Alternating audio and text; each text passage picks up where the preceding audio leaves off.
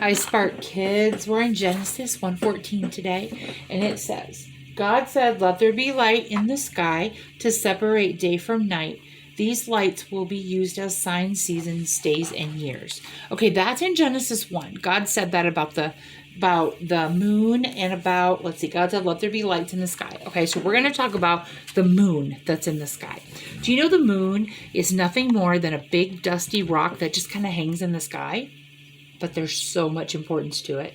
It gives us our oceans, it gives the waves, it gives us 24-hour days, it keeps us from not getting too hot or too cold. Now, right now, my feet are pretty cold, but it keeps us to where we can sustain life within the hot and the cold. It makes sure that we get just the right amount of sun. The moon has gravity, but not as strong as the Earth's, but it does pull the Earth, and it creates tides, which are the rise and fall of the oceans that happen every day.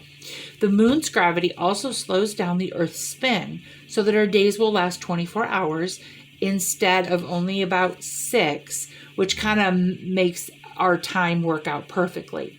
The moon's pull also keeps the Earth tilted in space at a perfect 23.5 degrees.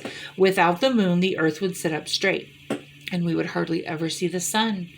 We'd have like 42 years of sun and then like 42 years of darkness. That just wouldn't, it'd be strange.